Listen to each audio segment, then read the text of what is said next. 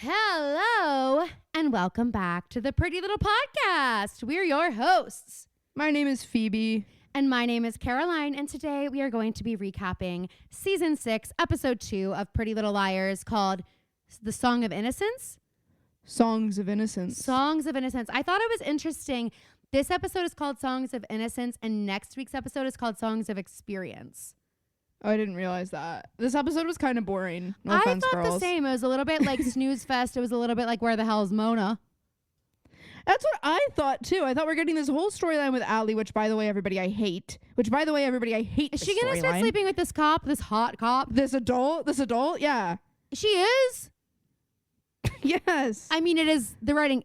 Sorry, I don't mean to sound so shocked. The writing's on the wall. It's completely obvious. But I just was like, how? No way. When it started happening, I was like, no way.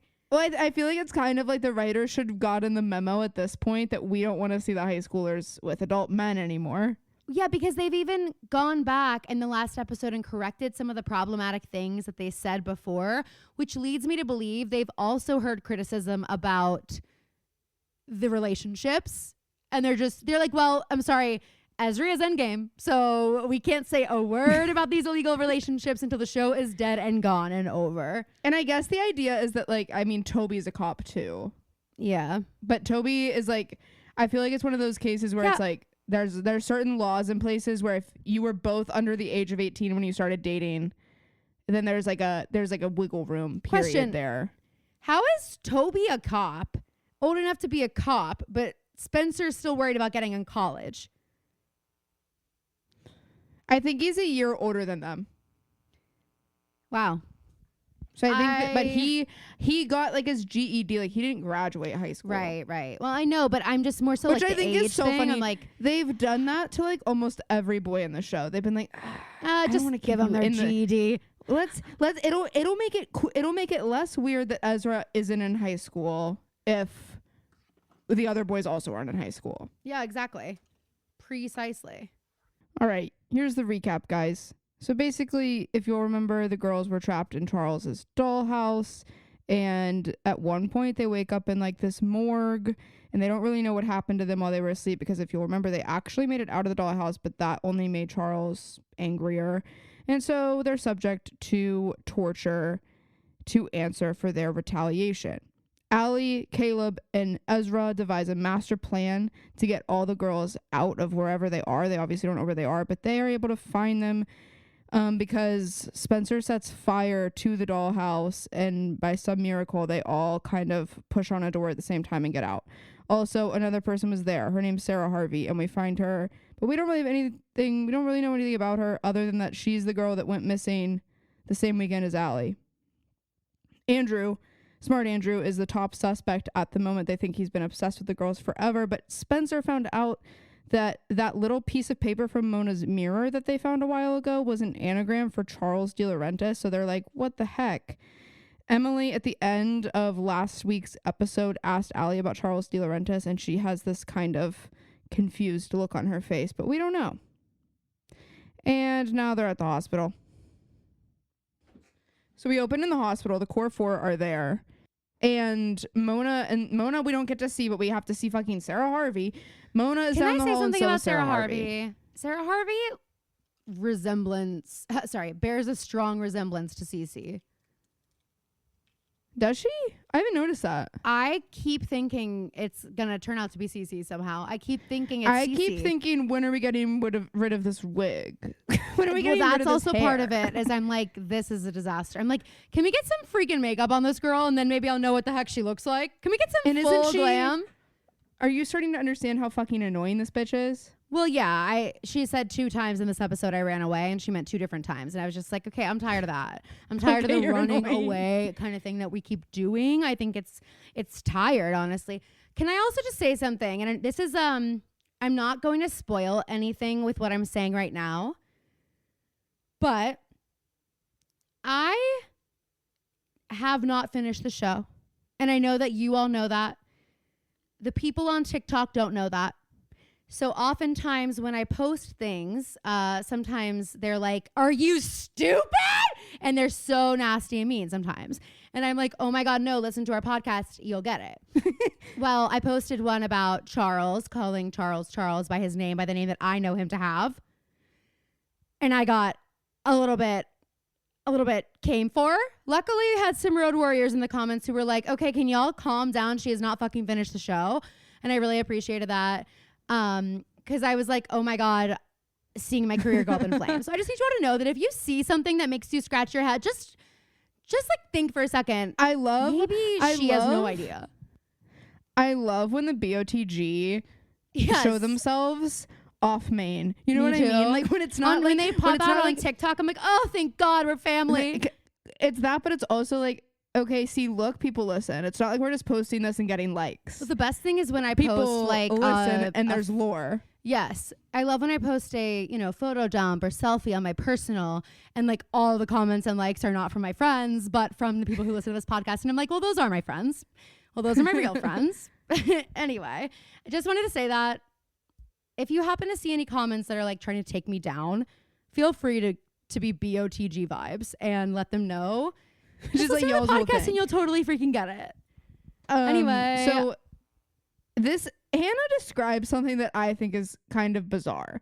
She says she was in the ambulance and she overheard the people in the ambulance talking about what's been happening.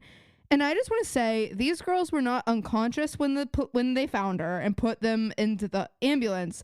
Hanna was awake in the ambulance, and you guys are just like talking about her in front of her. Well, do you prefer behind her back? Well, I prefer neither. I prefer say it to her face. Anything you can say to me, you can say in front of my peeps. And that's just the truth. Well, they kind of did say it to her face, but I see what you're saying. But I was getting the sense that the people in the ambulance thought that she was like, no, they were saying asleep, it to her face. But it's like, she wasn't, that you didn't drag them out of here. Right. They ran out of here. They've been awake. You have 2 legs. Last time I checked. Oh, I got to rewatch that. All right. So they found, the police being they, found plans and like journals at Andrew's house that are basically like, it's like a manifesto. And later on we learned that in it, he said like these 5 girls are they represent the feminization of society. And I'm like, okay, so smart Andrew's kind of exactly what I thought he was, a total freaking incel. Yeah. I just want to tell you guys that if you're getting the ick from somebody, you might be right. And so Spencer, like we're starting to see how these girls are managing their reactions to everything because Spencer seems like she is skeptical that Charles and Andrew are the same person, but she doesn't want to say that, and she doesn't want to say it to the police. She's like, if that's true, the police will figure it out. They have everything they need. They'll figure it out. She doesn't want to tell them about Charles because she doesn't want to make things messy. Because I also feel like it's easier for them to just think that Andrew's Charles, or that maybe they got this wrong, or like XYZ. And I think that she's also just like been burned now. She's like, why the fuck would I tell them anything? Like anything I tell them, it's just going to open this can of worms and somehow they're going to like spin this around. So I would feel similarly, but they're pretty sure that Andrew and Charles are the same person. They're like, I just can't believe it's Andrew. And Aria goes, hey, guys, this makes perfect sense. He was obsessed with me. I mean, us. He was obsessed with us. In the beginning of this scene, I'm like watching Aria like a freaking hawk because everyone's talking about smart Andrew. And I'm like, yeah, hey, Aria, remember when you were lip locking him just like a month ago? So why don't we see a little bit of, hey, girls, I'm sorry it got us here. And there's none of that on her face. So I was already annoyed. And then she comes in like, no, I told you guys. Sorry, yeah, no, I'm not victim blaming her. But we then come in with this. I've been telling you guys, he's obsessed with us, mostly with me. But I mean, it was like after we kissed, he was like, there's something I can't forget about you. And I was like, Andrew, I have a man. And he was like, yeah, and he's a teen. I'm going to take care of that for you. I'm going to lock you up in my little house and dress you up. And I want to marry you. So girls, you were collateral damage. This is about me and Andrew. Case I closed. can't help that I have that effect on men, specifically smart ones.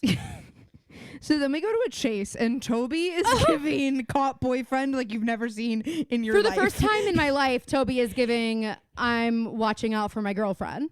he basically does 300 front flips down the side of this hill off of the highway and tackles Andrew to the ground. And then this man who we don't know his name yet, but his name is Lorenzo, he comes around the corner and Joby goes, I need 5 minutes. Walk away. Oh my God. And Lorenzo's like, yeah, I don't think so. But I was like, wait, I kind of want to see what happens though. I want to see what happens if you do though. Just do a little spin. Make him think you're going to walk away. Let's just see. I just want to see him start wailing on him. Because it was like, what really are you going to do, Toby? I know you have a gun, I guess, but he's arresting Andrew. He starts reading his Miranda rights. And I am a little bit like with Andrew. Why are we acting so guilty? Like, if you didn't do it, I'm assuming we're going to find out what the hell he's been up to. Why were you running through Tyler State Park dressed like this, running from the cops if you're so innocent?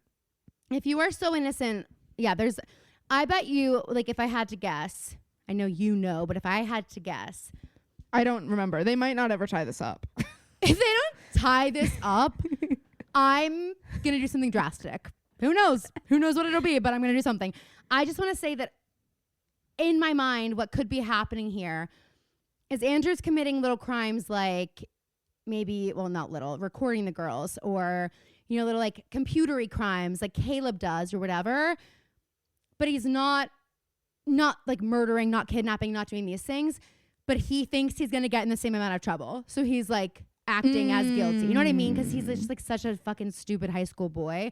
That's the only thing I can think of because I'm like, or he's just genuinely so scared. Yeah. Because regardless of whether or not he did it, the cops think he did it. And let's be clear, Rosewood PD doesn't have a great track record with like innocent until proven guilty. I just feel like the Campbells could get, why didn't we hire, I mean, I guess I was about to say, why didn't we hire a Hastings? You know nothing about their financial situation, Phoebe. They own a freaking apple farm. Hey, that could have been passed down years and years and years. He could be estranged from the family member who left that. We go to the De Laurentiis dungeon, and guys, Ken is crazy. Ken is terrible. Not happy. He's so mad at Allie. And Allie's like, I had to help. Sorry. I would be pretty mad at her too. After all this, Allison, after all this, we have the police camped out along with reporters out front. We go on this whole thing. We set up this whole thing. I know what you did worked, but that is out of control. And that's why we got in this whole fucking mess in the first place, girlfriend. There's one line, though, where I'm like, Ken, really? And I understand what you're saying, but part of me is like, everything Allie's ever done in her life has put these girls in this position, and Ken says you had no obligation to help. Yeah, she did. Sorry. Yeah, she absolutely did. She did. I just feel like the obligation was also to like, I don't know. I just felt like it was a little bit. I mean, it's certainly not what I would have done. No, it's just I understand the police haven't, like, I struggled to be like, she should have just looped the police in because I know that they haven't been super helpful and maybe they would have like jeopardized it. But just as a parent, I would be like, Allison, what the hell is wrong with you? Like, yeah, you know what I mean? No, as a parent, I'm like, every girl for themselves. And you, as far as I'm concerned, weren't in there. So you don't need to like, you know what I mean? Like, it's not right, but I could see a parent feeling like that. And then Allie's got to make it about her because Ken says, well, at least you're safe. And Allie says, maybe. Allie's like, I don't like being safe. When I'm safe, people don't pay as much attention to me. So I'm just going to, maybe. And he's like, what does that mean? She's like, I don't know, but let's see if it gets she's got sweating. The same disease that Mrs. Harvey has. Apparently, which is what? Allegedly. Which is that your daughter's been missing for 2 years. She comes back and you're pissed that the attention's gone. You liked when things were a little dangerous, like your daughter was in danger because you were getting attention. You're right. She does. So she asks her dad who Charles De Laurentiis is and says somebody asked her and asks if they have one in their family. And Ken says no. And I did notice he kind of emphasized there's no Charles De Laurentiis in this family. It's sort of the way that he delivered it. And he's such a bad actor. No offense, Mr. D. He's just seeming very confused and like concerned that she would even be asking such a question. And I'm like, dude, it's a miracle you made it this long without her asking you this. It's a full miracle. And the only reason you made it this long is because she was missing for 2 years. Well, exactly. We're back at the hospital and Emily's just watching Sarah sleep. Quick question. And then she goes, I'm not asleep. What the hell was that? That's my question. Does she have an accent? Because this is how she said it. I'm not asleep. I was like, oh my God, why are you talking like the Cratchit woman from Mrs. Cratchit from fucking, you're speaking like a Thenardier or someone from Christmas Carol. Absolutely. Mrs. Dilber vibe. Or what did I call him? I'm not asleep. Tiny Tim. What did I call him? Oh my God. What did you call Tiny Tim? Does anybody remember what Phoebe called Tiny Tim from a lyrical Christmas or a regular old Christmas Carol, whichever you prefer. We prefer the lyrical. Oh man. Well, while you do that, Emily's introducing herself now to Sara Harvey, and Emily asks how Sara ended up in the dollhouse, and Sarah's like, well, I ran away. And yeah, that's the first time this episode she says that, not the last time. She says that she was in a parking lot near Rosewood and hit her head, or somebody hit her, and then she was in the dollhouse and said, what they said to her, now you know what happens to bad little girls or something. And then Emily's like, okay, I have more questions. And Sarah's like, well, I'm tired now. She said that about herself. No one said that to her. Okay. She was like, now I know what happens to bad little girls. It was so strange that, of course, I was like, she must be reciting a memory, maybe. Something somebody said to her. But no. It's very weird. She didn't see him. Like, we're back to like tough guy Toby. And he literally sits down on Spencer's hospital bed and goes, we got that son of a bitch, Andrew. I'm like, yeah, we know who you're talking about, Tobes. They chased him all around Tyler State Park, which is where the dollhouse was. And he talks about the feminization of society, which was written about in the manifesto. Finally, someone's talking about it. That they just hope that all of the evidence that they have is enough to just put him away so that there doesn't have to be another trial, because this town doesn't need another trial. And they hope he'll just confess also, but whatever. So Spencer also says, well, great news. I am sleeping again. I actually got to sleep. Haven't done this in years. I'm so excited. Blah, blah, blah. And then they have this little moment where they're like reflecting on their relationship, and Toby goes, we never gave up. And I'm like, oh, well, one of you did. I kept waiting for Spencer. Like, she hugs him, and I'm expecting the camera to like zoom in on her face over his shoulder and have her like to be guilty, like looking around like, oh God, I did something terrible, biting her nails. No, closing her eyes, not a care in the freaking world. No wonder you're sleeping like a baby, Spencer. You forgot you cheated on your boyfriend more than once. We never gave up. Emotionally and physically. We never gave up. Okay, well, Toby, there's something you should know. We're leaving the hospital. Emily and Pam are packing up, and Emily's on the phone with Wayne. And I just want to say, Wayne, you've come home for less. You've made it home for less. That is your daughter was abducted. Your daughter was abducted. Held in captivity for 3 weeks. Over 3 weeks, Pam says later. It's actually a miracle she's alive. Like, most people would give up by then. Something tells me your commanding officer would understand and honestly would probably encourage you to go home. Yeah, like, dude, you've given a lot to the country and to the troops. I think they can give you a day off to go check on your abducted daughter. I'm also like, is this going to be Emily's army edit? Is she going to go, like, Guys, I also hate this storyline. She's going to go in the army? Emily. No, she's not going to. She's like, turns out I love guns. So, but that's like your whole vibe this episode. I know. Everything we've ever thought about the Fields family has been confirmed this episode. Has been confirmed. And I have to say also, I know we'll get there, but later on, she's like, I rented a gun. And I'm like, well, that's an issue for me. Well, I'm a little bit like, she's a minor renting a gun. I think they just need. I don't think that's right. Like, I think that they just needed a reason for her to have a gun again.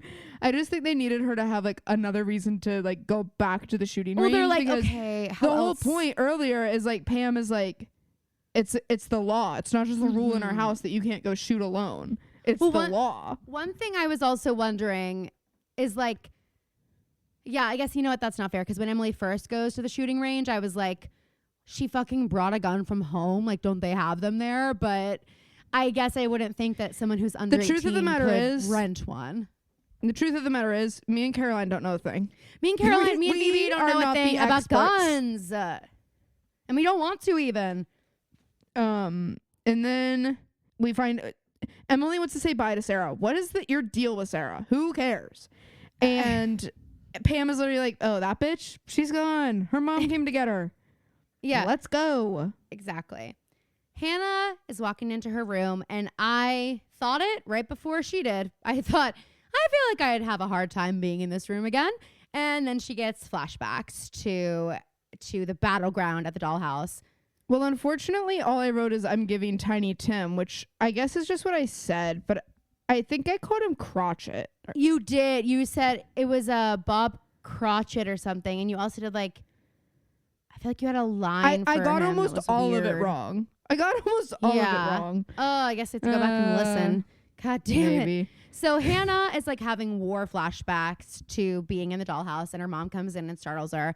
And it's just a sweet moment. They have this sweet hug where it's just like so clear how painful this has been for Ashley. They're going to have delivery tonight, whatever Hanna wants, but Ashley is not going to pick it up because she's not leaving Hanna alone. Yet again, Ashley's the only parent who's really acting like what happened. Yes, I agree. Because we'll talk about Ella. Well, because we'll talk about Ella. We'll talk about Ella. And yeah, we'll talk about Ella. But so Hanna has this moment alone in her room and notices the wallpaper peeling. And thank God it's just what she ends up doing. She's going to redo the whole room, because I was like, I'm sorry, if there's like a secret passageway that Charles has been sneaking in back here, like I'm out. So thank God that's not what happened. So speaking of Ella, we go to the Montgomery Mausoleum. And Ella's going through Aria's bag of medicine from the hospital. Like, and where are the horse tranquilizers? I'm out. Almost, but she's like going through all of them, and like this seems to be the amount of pills I would expect someone in Aria's state to be sent home from the hospital with. And Ella goes, ugh.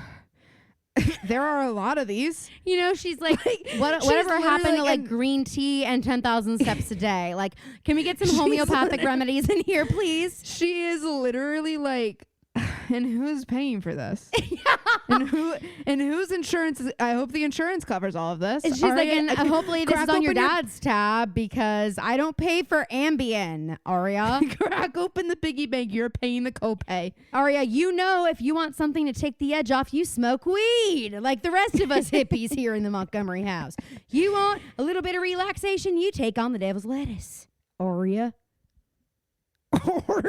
Aria. That's actually how they would say it in Pittsburgh. Exactly. Or in this, isn't it funny the line that is towed between a very thick Southern accent and a very thick Pittsburgh accent? Mom's gonna hate that I said that, but it's true. And that's actually a hill I'm gonna die on, because it's the Appalachia of it all. Well, there you go, and there you have it. Whatever that means. So Aria's like, well, I can't imagine why I'd need this. Can't imagine why I'd need anxiety medication. And her mom is like, haha. And Aria says, too early for sarcasm. And Ella says, not where I come from. Not where I'm from. Girl, and I'm shut the fuck up. I'm like, okay, suddenly Aria's personality makes so much sense. Every time she's mean, in her head, she just thinks she's being sarcastic. Yes. She's one of those people that is like just the meanest person you've ever met. And they're like, I'm but joking. People just don't get my sarcasm. No one gets my sense of humor. No, me as fuck. I'm like, people just think I have resting bitch face. I misunderstood. People just misunderstand my sense of humor. I am not a bully. I'm hilarious. Aria's like, I'm sorry that I'm fluent in sarcasm and you're not. Oh my gosh. And she stays on the millennial train because her shirt at the end of this episode.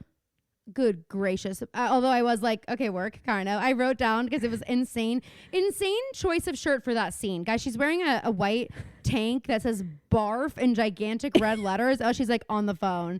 And I'm just like, it's like this emotional montage at the end of the show. And why is she in it? It's classic, like Tumblr. It's like lowercase with a period. Save that. In Arial font. Save it for an outing, like when you're leaving the house, because honestly that's a great shirt for Aria, but just I don't understand the choice for the scene. But you know what, I wasn't in the costume room. If I had been, she would have been wearing silk nightie. Ella's gonna stay at the house for a few nights, which makes sense. And Byron is the one dealing with the police, and all the parents have decided that the girls don't have to talk to the police until they're all ready, and Aria's ready. I'm ready. Aria I'll go down there right now. She just wants to make sure that Andrew doesn't get out. Ella's like, okay, let's hold our horses a little bit. and help me make some tea. If I have just been locked in a dollhouse, I don't want to help you make tea. No, Mom. I don't. Well, neither does Like, Aria. Aria's like, yeah, Cause it's get there when I get there. It's giving like I get back from the dollhouse and Dad's like, all right, Fee, you want to take the dogs for a walk? All right, Fee, if you're gonna be here, I need you to like, okay, Fee, Mom trash doesn't have goes to out. do everything. The trash goes out. The trash on goes Monday. out Sunday. Hey, Fee, why isn't the humidifier emptied? Are my ferns dying? Oh my God, Dad, I haven't been home. You have. It's your job.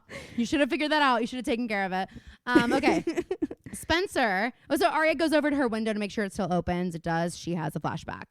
So then Spencer's in her room looking through her meds, and she is like looking through her meds. She's looking for something. It's giving fiending. It's giving exactly why Vivi did what she did, and exactly like not how you should behave when your mom's in the room. And especially like Spencer, if you want the pill so badly, you can't be acting like this. Spencer, you can't be yelling at your mom about how much you need it. Like how much you need it is what you're saying. I'm like, Spencer, I'm sorry. Can you imagine this conversation?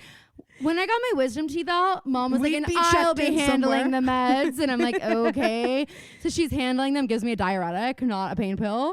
I'm like, Mom, I'm in so much pain. She's like, well, now I'm too scared to give you the pain pill. You'll be fine. Just take some ibuprofen. I'm like, I don't have anything to shit out of me. I've been fasting. Oh, yeah, but it's giving that. And on one hand, I do... Like, I empathize with Spencer a little I empathize with them both. I really think... Because it's like, what are you supposed to do? What are you supposed to do? Because Spencer can't sleep, but it's like, it is just like, you can't give a drug addict the thing that they're addicted to. I know. Well, here's one question, and I don't know the answer to this. I'm just wondering, like, because she was addicted to, like, uppers, and now she wants... It's a downer. So I'm like, would this have the same... Yeah, I wonder. Concern, like it's obviously maybe an it's addictive just like, drug. Maybe her mom could just like Vivi, dole them out to her, or why? Maybe Here's the other thing: if they're not going to give her that, if Vivi's like no Xanax, whatever it is, why couldn't she ask for something a little bit lighter that's or non-addictive, non-habit forming? Because they make those. Like I think that's know? probably Vivi was probably looking at all the drug, because I mean it's not like Spencer came home drugless. It's just I bet Vivi looked at the list and was like, these are the addictive drugs. We can't have these. Probably but anything that had like a controlled substance, like, which I understand. And honestly, I'm like one of the few times Vivi's been like an attentive, good mother. And later in this episode too, like I have a soft spot for Vivi in this episode for sure. But I also have a soft spot for Spencer. And in this moment, I'm just like, maybe because I struggle with sleep so much, but I was just like, that's what I was thinking. That's what I thought. I thought about you just because when she talks about how she hadn't slept ever. And then she like you could tell she was so excited to get, and I that's what's also hard is like the behavior she exhibits. It's like clearly she was just excited to be able to sleep again. Yeah. The first time ever. But also if she could exhibit a little bit more self-awareness of like that, what that would look like to her mom. And that actually someone who has honestly makes me feel like she's not trying to abuse them because she wasn't thinking that.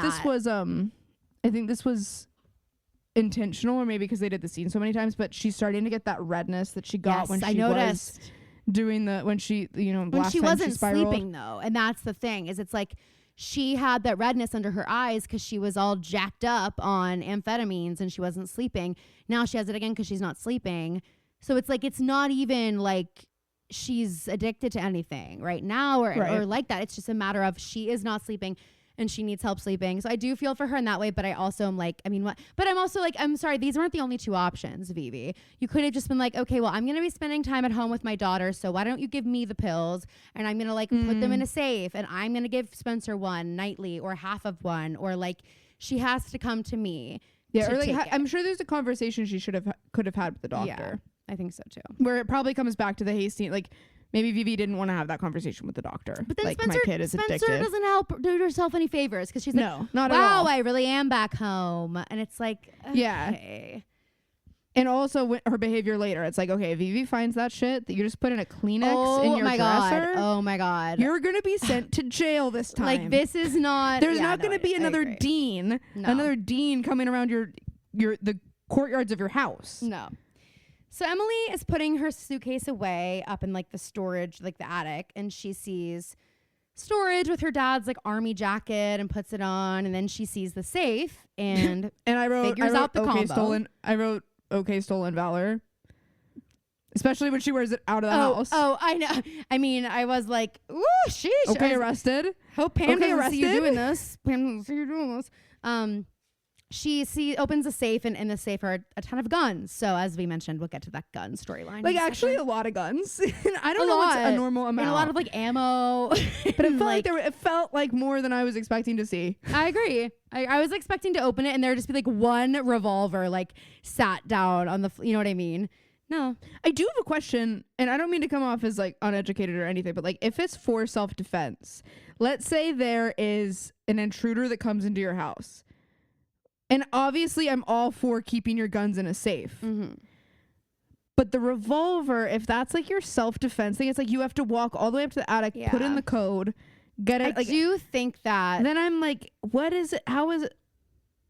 I don't know. Yeah, I Doesn't feel seem super like convenient. if I'm gonna get to the point, more of my mom's train of thought, which is keep a hammer next to the bed. keep a hammer Which next our to the mom bed. does. Which Go our do mom does, self-defense. and our dog Snoop loves. Our dog Snoop loves that the hammer is just sitting next to her bed. He loves anything He metal. loves metal. But I just think if I was ever gonna be in a position where I was like, I'm so scared for my life that I need to have a gun in the house.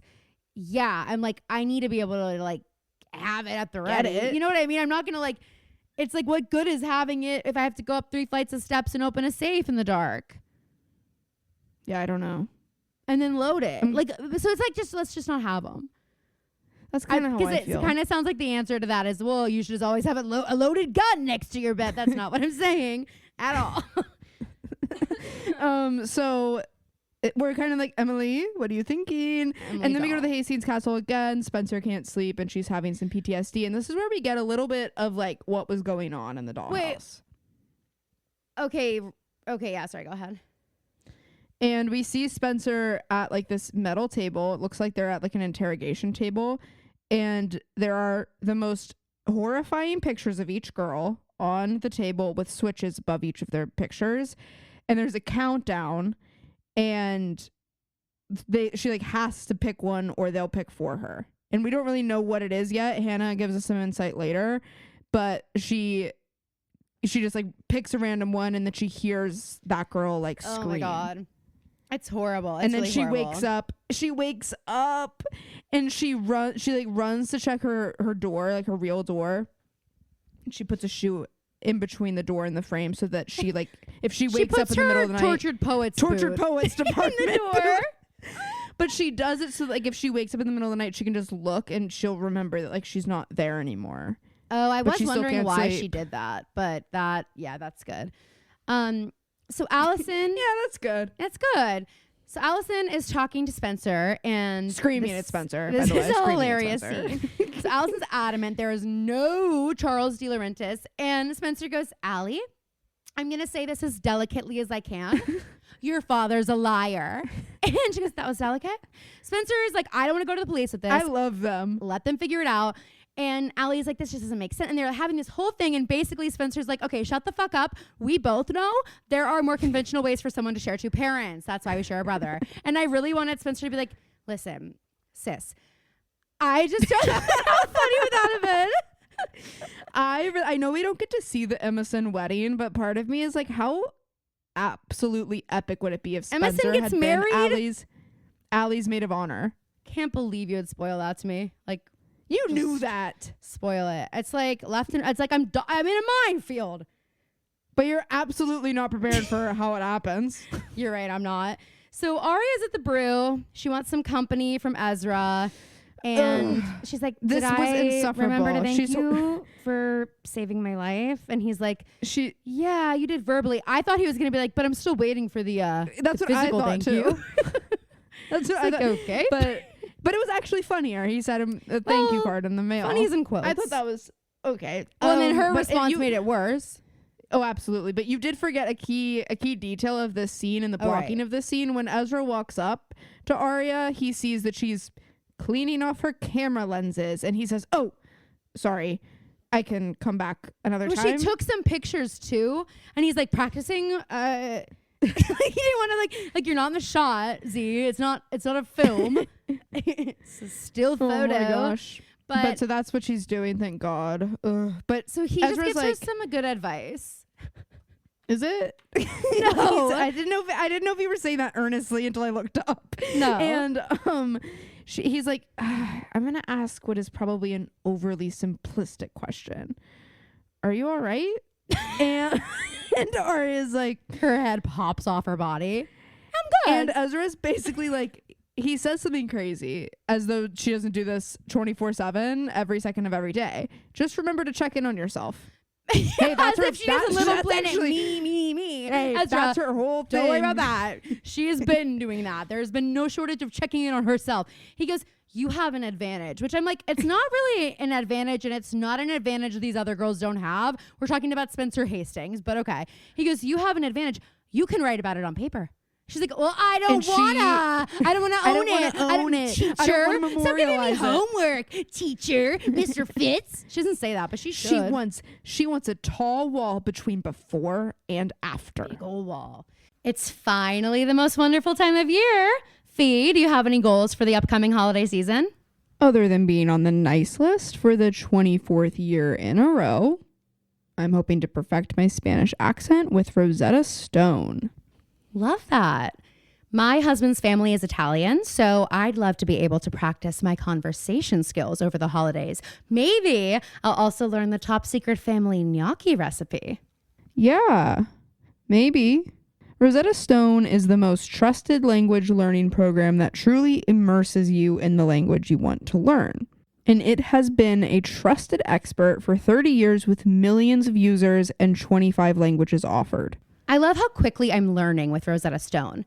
There are no English translations, so you really learn to speak, listen, and think in that language. And it's a super intuitive process designed for long-term retention. For me, the convenience is the most important part. That and its amazing value. Rosetta Stone offers a lifetime membership for all 25 languages, so don't put off learning that language. There's no better time than right now to get started. For a short time, the Pretty Little Podcast listeners can get Rosetta Stone's lifetime membership holiday special. This offer will not last long. Visit rosettastone.com/today. That's unlimited access to 25 language courses for the rest of your life. Redeem your holiday offer at rosettastone.com/today today for yourself or as a gift that keeps on giving. Phoebe, is there anything worse than the week before your period? The sleeplessness, breakouts, the cravings, and the blah, blah, blah. PMS is the worst. Luckily, now it's easier to manage with Estro Control. Estro Control is a formula developed by Happy Mammoth, and the way it eases PMS is pretty interesting. The ingredients help support the liver, which is where our hormones get processed, especially estrogen. When that estrogen isn't processed well in the liver, women may start having PMS, blemishes, cravings, you know the drill. Estro Control was created to help women feel like themselves all throughout the month. PMS isn't robbing me of a week of my life every month anymore. For a limited time, you can get 15% off your entire first order at happymammoth.com. Just use the code PrettyLittlePodcast at checkout. Again, that's happymammoth.com and use the code PrettyLittlePodcast for 15% off today. And then we get our shot of Emily practicing at the shooting range. And I gotta say, she needs some work. So it's a good thing she's there. Hannah peeling off all the wallpaper. And Caleb's like, what? Wait, what? I thought you liked this. And she's like, yeah, I did. And she's real testy. She is not someone you want to pick an argument. She's not someone I even really want to be breathing the same air as at this moment. And I love Hannah. You would not want to be driving on the same road as her. No, N-O. We've got Road Rage Central over here. Senorita Road Rage, okay, is Hannah's new nickname for this episode. And he's like, okay, well, what should we put up? He's trying to be so helpful. And she's basically like, shut the fuck up. I want to change everything now. Yeah. And he asks if she's okay. And she's like, I just want to change my room. It's like me when I come home from school. I had a bad day. I'm rearranging my room. I'm like, I'm an interior designer. Leave me alone. Mom and dad are like, but it's 1 in the also morning. like, we're trying to sleep. That's what I was just going to say. It's like Caroline's been doing homework and completely silent for like from like 3 to 1:30 in the morning. And then she decides to take a shower at 1:30 in the morning. And sing. Which wakes dad up and pisses dad it's like up. I have to practice my song. And sing. And then she walks into her room and starts... And I'm like, well, this won't do. Furniture. Well, this just won't do. Yeah, exactly. And I'm still like that, which is the coolest thing about me. It's and the coolest Anthony is way more tolerant than anybody in our family. Anthony's more tolerant than anybody on earth, I think. He is one of the most tolerant human beings. And it's really emphasized when he's with me and Phoebe, two of the least tolerant people, because it really just emphasizes the difference between us. So Caleb's like, okay, well, I will do anything you want, which is a sweet. Then we go to Rosewood Times Square. It's Lorenzo and Toby. Lorenzo Calderone. I'm like, yeah, I remember that Lady Gaga's last name, her male counterpart, was Calderone. Wasn't it Joe Calderone? Yeah, it was that or like Tony, one of the two. Do you think she named it after Lorenzo? Okay, Lady Gaga, massive Pretty Little Liars fan. Who would have guessed? I actually think it's reverse. Whoop. Uno reverse. I wish you guys could have seen that dance. I love when mom comments on our shit. Like she commented on that TikTok I made. Like they don't even want to play Uno or whatever. And mom goes, "Who doesn't want to play Uno?" Or something like that. Like some response, like what? No Uno. Come on, just mom play some Uno so or something. She's just like not getting why they wouldn't want to. And I'm like, she just does not know what we're talking about at all, but she wants to engage so badly. So bad. So Toby's talking to Lorenzo. Lorenzo got a new apartment. Things are good, but he's new in town. And Allison approaches. Okay, why every time Allie talks to Toby, it's like are you just in love with him? You don't have to talk to him any of these times. And also, Toby, you're going to need to give us some details. Toby, you're on the job. You can't be acting like this. In front of someone in front of a stranger. In front of a hot guy. Essentially. In front of a hot, trying certified hottie. Okay. I just said profession instead of impression. It seems more like he's trying to make the impression, I'll say. But Allie's like, I just wanted to check in. We haven't spoken since the other night. And Toby's like, been busy. Toby is loving being bad boy, angry boy Toby. And Allie's like, okay, not interested in talking to Lorenzo. Thanks a lot when I talk to Toby. And here are the lines that I think are just so crucial. Toby goes, they went through a lot. Allison says, we all did. And Toby goes, so how you doing? And Allison says, I'm just glad it's over. And he says, me too. I am like, we all did? Allie. We all did Allie. Is crazy. And Toby's response is, I just love his like, cut it. Yeah, me too. I'm glad it's over too. Like, it's just so clear he wants to just throttle her. But he's a man in uniform. And that ain't part of the job description, honey. And there's just like total weird vibes. And then she walks away and Lorenzo goes, so that's the famous Allison De Laurentiis. She is as hot as they say. Just kidding. He didn't say that, but he might as well have. He's into her. Then we go to the Merritt Manor and Caleb and Hanna are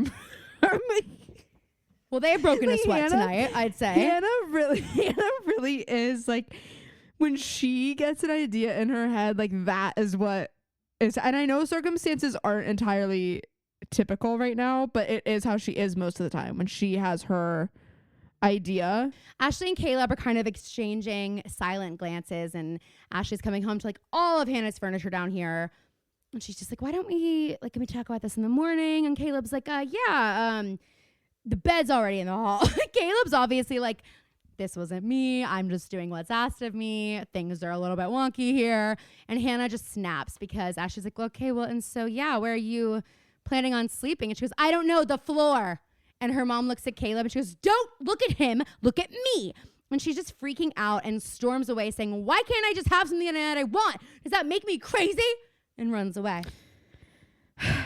And that's the vibe. Then we go to the Fields house and we're back in the attic and Emily's putting the gun away and Pam sneaks up on Emily and says, have a good time with Hanna? Caught red freaking handed. Emily. And it's a good thing you're not really caught red freaking handed because you were playing with guns and you could be bloody even.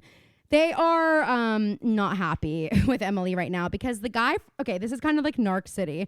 The guy from the shooting range calls Pam Fields to say, I was so happy to see Emily. I guess Emily's dad used to take her when she was younger. And Pam's like, I'm sorry, you cannot take a gun out of the safe, drive with it there. Like you are young. And that's what we were explaining earlier. And she's just really struggling. And we really see Pam like understanding what Emily is thinking. Like we see that she's scared and these things. But also that, like, as a mother, we can't let this continue. And so she says, the last thing I want to do is fight with you. If you want to talk about it, if you want to talk to somebody else, maybe you should call Paige and let her know what happened and let her know that you're okay. And I did think that was, like, a really sweet moment from Pam. Like, yeah, you know, even to suggest it. And Emily did call Paige. And they already did talk. Paige wanted to come back and Emily's like, no. Ew. No, I just didn't want you to like read about it on the news. Yeah, and call me because I'm blocking you. I have you blocked. So the only way to get in touch with me is if I call you, bitch. Just kidding. So Hannah's in her room with no furniture at all. Oh. I was a little bit annoyed with Ashley Marin for the first time in my life here because she comes in, she goes, "Hey, roomie, you forgot to make the bed." And Hannah goes, "I will." Joke. I'm like, I wasn't sure. It wasn't clear.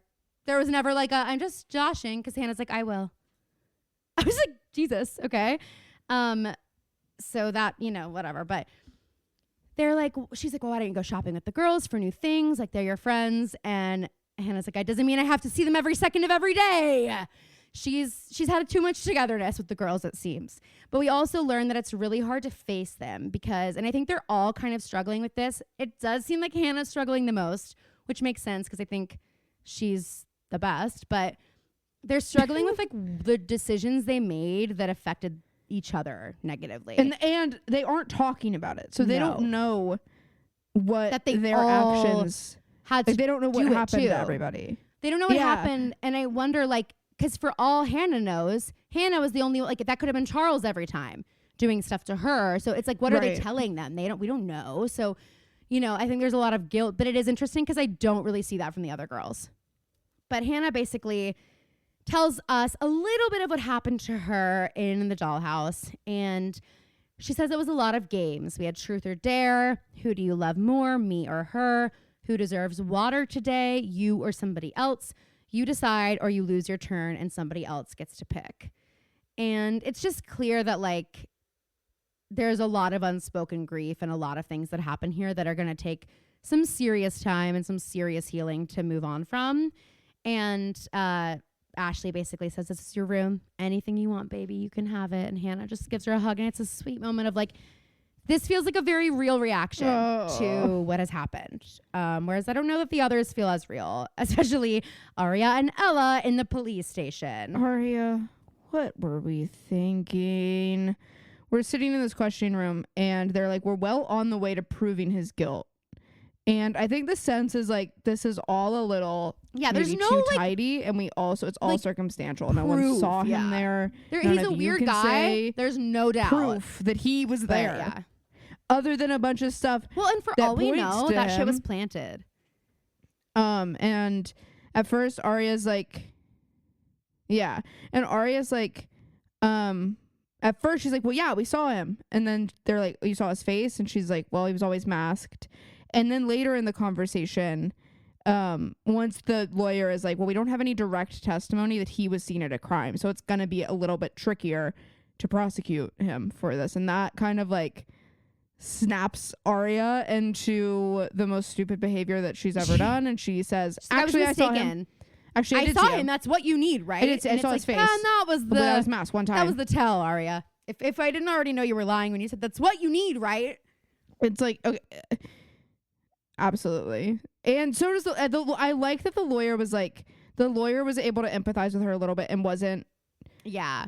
She didn't like give her she didn't get her in trouble. Like she was just like, okay, we're going to stop questioning. And like, she's probably just going to be like, I'm not using that. Like that's it's so interesting because you have to think like how much these girls distrust the legal system, the police, the lawyers. Like, you know what I mean? Like look at how them not doing their job and not figuring it out in time, look where it landed the girls. So I do understand like this Spencer's reluctance to get them involved, Aria's reluctance to not make up a lie to just tell them to get him off the street, because if he's on the street, something like this can happen again. Like it's an impossible situation, and given their history, still insane they are not seeing a regular therapist. I still can't believe. Oh my God, especially after this. Especially after this, I think Vivi's the only one. Vivi's the only one who mentioned Pam. Like, Pam too. Mm-hmm. But then we go to Spencer and Toby is like on a completely different. This is how I'm like, okay, Toby, don't act like you know more than you do, genius. Yeah. And he's like, case looks pretty strong, babe. Babe is his favorite. I don't think he actually said it, but he may as well have. That's his favorite word right now. Babe. My brain. And he's like, yeah, it's looking pretty strong, and we're gonna get there. And Spencer goes, what happened? We're gonna get this son of a bitch. She's like, chop, chop, bucko. Chop, chop, Cadet Kavanaugh. Toby's saying what we were saying a minute ago. Like, we're wondering, why was it so easy to figure out? Like, what if Andrew was smart enough to pull off what we're saying he pulled off? Why did he leave the van where he did? Why did he leave his manifesto where he did? Like, why was all of this so easy to figure out? Yeah. And Spencer says, well, A is for arrogance. And then Toby says, look, when I arrested that son of a bitch, I wanted to rip him limb from limb. He's like, you should have seen me, babe. It was really hot. I wish the dash cam got it, but we actually took a tumble down in the woods into the ravine where I beat the shit out of him, and you'll never see it. But I want you to know I did that for you, babe. For us, babe. It's so babe. We then go to Emily, who is back at the fucking gun range and having flashbacks to... She was obviously in the same situation as Spencer, as Hanna, where she had to choose one of the girls or they'll all suffer. And then Emily's mom is there and has caught her. And I'm like, yeah, at least choose a different gun range, Emily. This guy who runs this place called your mom last time you came here. I'm a little bit like Pam. I would have stayed back till that gun was empty. I think it was. I thought that too. Because Emily's like shooting. Well, and then she stops and like puts it down. Pam and touches her shoulders. I thought she's still holding the gun. And then you see, we see, and then Pam sees, there's anger in that girl's eyes. Oh, there is, for sure. So we go to church, and the only time we go to church is if we're with Pastor Ted or Allie, and no sign of Pastor Ted. So this is where I was like, and where's Mona? And why haven't we seen Mona this episode? Get at least like a prayer service for Mona. Can anybody just say her name? Like, does anyone give a shit? Anyway, where's Mona's mom? Mona's mom had a funeral for her. Like, hello. Anyway. So Lorenzo is also at church, and he and Allie are like playing cat and mouse with their eyes. And then when church is over, Lorenzo chases Allie out and is like, yeah, it's nice to see. They're just having this like flirting moment, and she's kind of rude because she doesn't want to be seen in church. No, but also Allie is kind of like defrosting in terms of being like the most flirtatious bitch in Rosewood. True. Because she's like, wait, I forgot how fun this is. Yeah. Because she's like, he's like, hey, I'm Lorenzo, and she's like, I remember you. She's like, and no, but like, she is kind of. She wants to get out of there, but she's also like, wait. She's like, let's just see what this could be. Yeah, let's just make sure I leave him wanting more. That's what she wants to make sure of. So he's like, don't worry, I won't tell anybody I saw you at church. And she goes, what makes you think I don't want anybody to know? And he said, I don't know. I can just tell that you don't. I was like, okay, kind of and awesome. I'm like, okay, well, girl, pick a church outside of town. This is in Rosewood Times Square. This is everybody bad news, can see Allie. you. Come on, I know. I am like, and yet here you are lingering, and yet that would be like in our hometown if I was like, I'm gonna start going to church in Mount Lebanon. I don't want anybody to know. I'm gonna go to the 12 p.m. service at St. Bernard's Church on Sunday. Yeah. On Easter, I'm only gonna go on Easter every year, and you want to see me. I'm gonna go on Easter and Christmas, and that's it. I'm in Easter. And I'm going to sit in any seat I want. I don't care who I piss off. I don't care whose seat this is. I don't care that you've been coming every week and sitting in this pew. It's mine now. It's mine now. Do unto others, bitch. Love thy neighbor. That's what I would say. This is my seat now. Love thy neighbor. Anyway, I'm just kidding, you guys. So Pam is so fucking mad at Emily. They come in. She's like, never bring anger to a firing range. And Emily screams, I'm not angry. And it's just hilarious. A hilarious like, juxtaposition of performance. And I love the detail that is so mom coded of the car keys slamming on the counter. Oh, I mean, the sound I've heard It's a million times in my life. And I was like, that was such here. a good detail. And part of me hopes that actress picked that detail out. Yeah. And was like, no, keep that. Let's get a boom mic here on the counter so we can really hear this. So Emily confirms how long they were down there. She's like, how long were we down there? 3 weeks? Okay. Did you look at Sarah's eyes? I did. She was down there for years. You could see that in her eyes. And she thought that the gun could take away some of the fear, but she said it didn't. It made it worse. It makes you the same as what you're afraid of. And I'm like, well, what you're afraid of is not somebody with a gun, Emily. What you're afraid of is somebody who is capable of psychological and physical warfare in a way that you could never dream up. So you're not that. Let's not put that on yourself. I also forgot to mention during the church scene, I decided that I would love to see a film where we have a family situation where it's Meredith Blake, Sasha Petersa, and Renee Rapp Jesus. playing like sisters or like. But their characters are Meredith Blake, Alison De Laurentiis, and Renee and Rapp. Regina George. No, just Renee Rapp. Same thing. The 3 evilest blondes you ever met.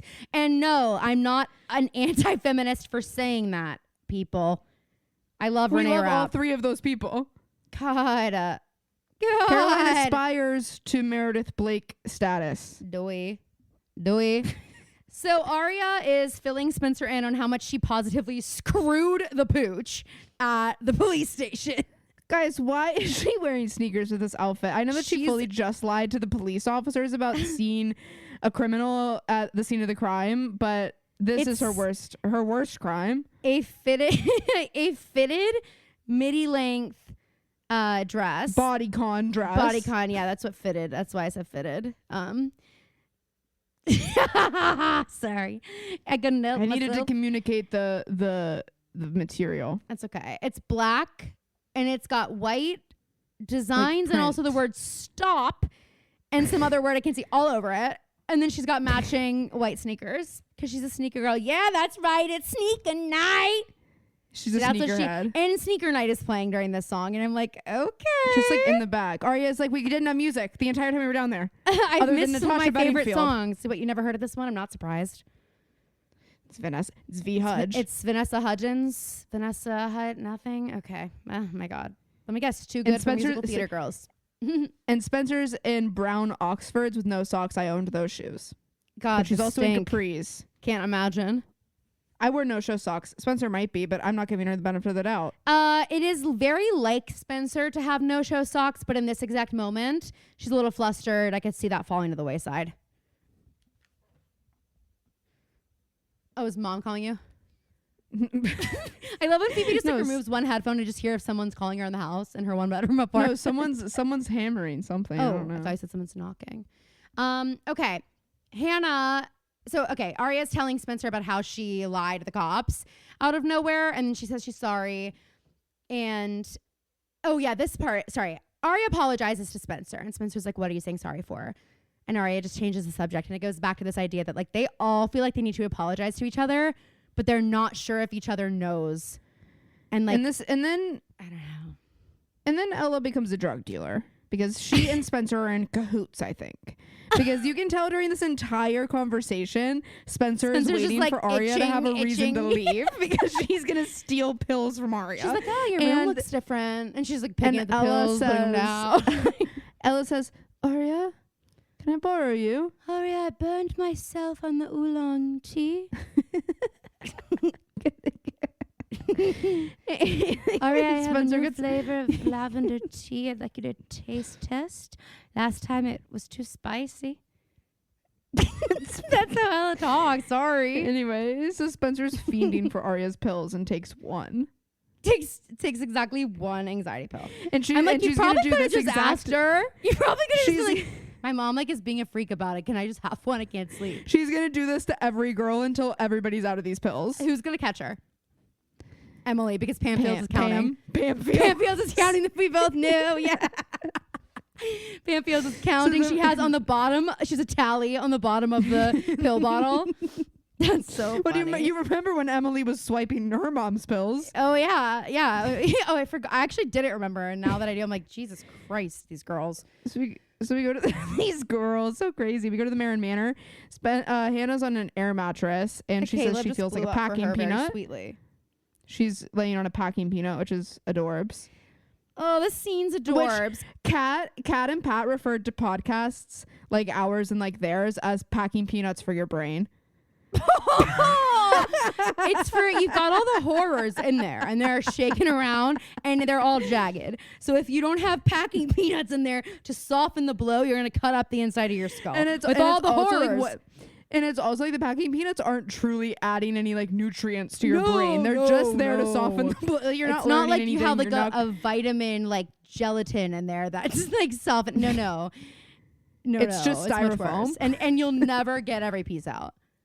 No. Years from now, you'll be like, I see you, and you'll be like, and that's the still in there. Yeah, I remember when I used to listen to that.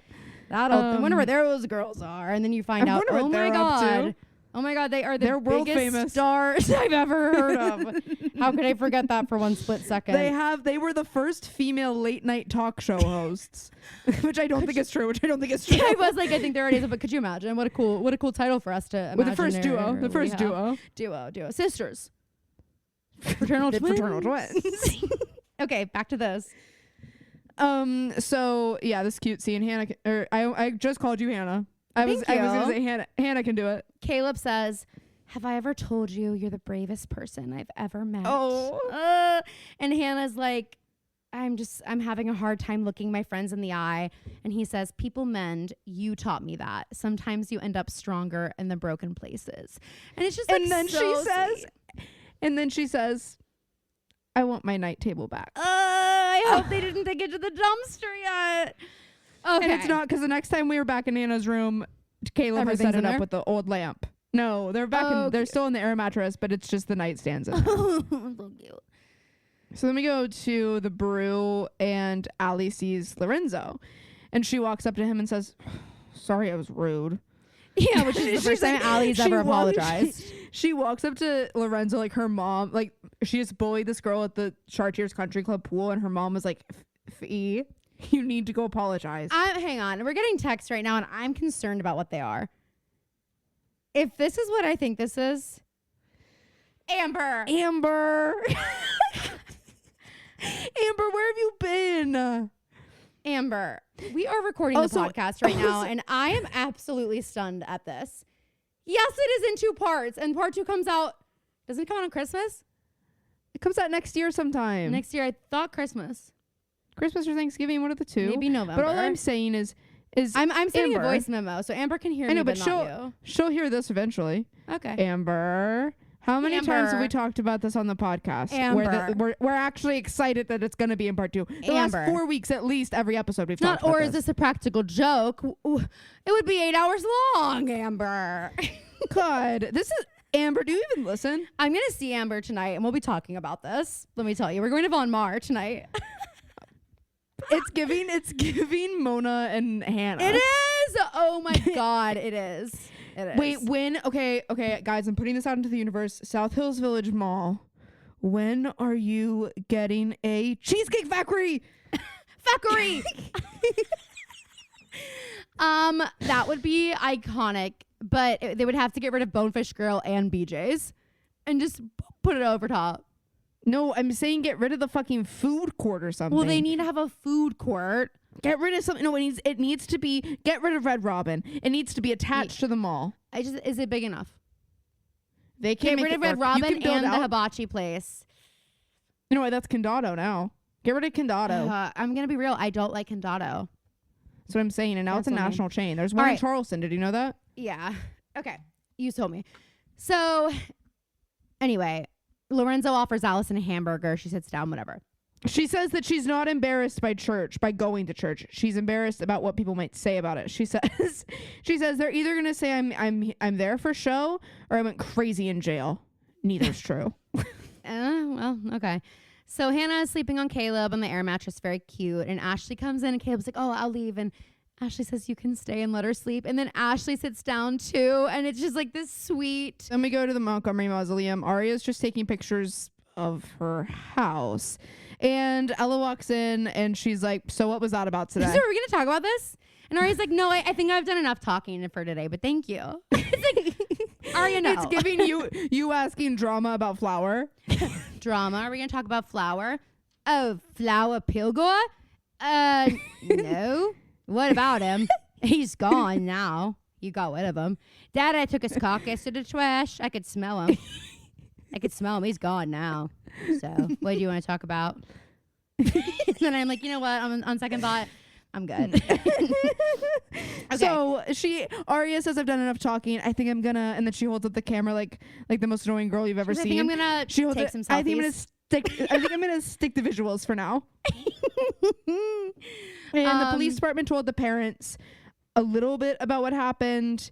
And then Ella says, and this was where I'm like, Ella, you don't have to be fucking pick me here. If you guys all say that you want him to fry, that's fine. Because Ella says we're all in agreement that he needs to be punished. Wow, different levels of punishment. Ella, girl, we know you voted blue. We know you voted blue. It's okay. You don't need to tell us. It's okay. You don't need to do this. Right. What do you want? What would be sufficient for you? A tap on the wrist? She wants him put in a rehabilitation center. Literally. And the Hastings are like, chair. That's what like electric chair. Exactly. Actually, the Hastings, the Fields, and the Marins, and the De Laurentises are all like chair. I can see the Marins, the Fields, the De Laurentises are like, okay. Well, actually, take the De Laurentises out. The Fields and the Marins are giving me like life without the possibility of parole. Yeah, true. The rest of them. Yeah. So anyway, we I scratched my head at this line. She looks at Aria and she says, "You're very smart, but you also need to remember, you're also very wise. Never be so smart, you forget to be wise." Is what she's basically. Not it. I know that. Phoebe. Just making sure. Jesus Christ! I obviously know that. I'm repeating the line that Ella said, but it's and it didn't land for me. Well, that's obvious. So Emily's sitting in her room, daydreaming about being in the army again, and she's rocking out like, to whatever song is playing. Puts on her dad's army jacket again. She's like, I look and then hot, and then goes. She's gonna wear it to school. She's like, okay, but this with like my combat boots, kind of a look. She's like, what about a red lip? She's like, the only problem is if I wear this, Aria is going to want to borrow it. And then I'm going to be like, but it's actually from the army and Aria definitely doesn't support the troops. So she's going to have a problem with that and it'll be a whole thing. I'll have to remind her my dad's in the army. Emily's like, I'm going to go for a little walk. It's 1 a.m. And she's walking outside and then she hears a twig and Amber, yes, you are alone in this. She just texted us, I'm not alone in this. Girl, pretty sure you are. I can't wait for you to listen to this episode and hear us reacting live to this. So she walks outside, a twig breaks and Emily like jumps 8 feet in the air and then, oh, it's just Sarah. It's just Sara Harvey, who shouldn't be here. And Sarah's like, hello, what are you doing? Or Emily's like, what are you doing here? And Sarah goes, she goes, I ran away. Why are you doing it again? Why are you running away again? You know what I'm saying? Like, why? Because, and we're about to learn, it's because she, quote, came home and spoiled everything. I hate when people use the word spoiled like that. Pam is obsessed with giving people beverages on the porch, which is exactly what she does with Sarah. She's like, it's her way to like vet if they can come in. Yeah. She's like, we're going to keep it out here and then we'll see how dirty your fingernails look and I'll decide if you can stay tonight. Exactly. We'll see if I need to bring out my fingernail brush before I allow you in my home. So, well, it's just that I feel like that's such a good indicator of people's cleanliness. It is, and that's such a good... If your fingernails are dirty, you're dirty. Stop it. You're actually dirtier than I can imagine. A lot. Dirty fingernails, like it's so gross to me. So Sarah explains that like when she was gone, people were very sympathetic to her mother, but then she came home and spoiled it and should have stayed in the hole. And Pam's like, okay, well, you can stay the night, but like I am calling your mom. I'm not claiming whatever this is. And Emily's like, listen, we're gonna get justice. And that's when Sarah's like, okay, but just while we're talking about justice, I think we have the wrong guy. She's like, I saw a picture of Andrew on the news and just like, he's way hotter than Charles. She's like, I don't like I am like, Sarah's like, okay, I know you girls like have this attitude of like you can be in a place for a second and you know everything about it. I was there for a long time. That is not him. That's not him. She's like, that. Yeah, I mean, I don't want to get into it, but I can tell that's not him. So then we go to Spencer, just staring at the pill in her hand, the decision she's about to make when Vivi comes in, and she stuffs this into a single tissue into her drawer and comes in Makes and as Vivi's much like, noise you as she haven't can. slept? Spencer's like, of course not. Spencer's like, how dare you ask me that? No. Spencer's like, I haven't slept since I was 8 in utero. Yeah, literally. And even then, you cut me up. Yeah, you and your workaholic addiction to caffeine. Yeah, thanks a lot, Vivi. That's why she can't sleep. Vivi drank so much caffeine when she was pregnant with Spencer. Came out of the like, womb. She hasn't detoxed. She's fully addicted to she's caffeine. Just like, she's always at that caffeine level. Yes, 100. Yes, exactly. So then, Vivi picks up Spencer's pillows and is like, "All right, let's go downstairs. Let's watch."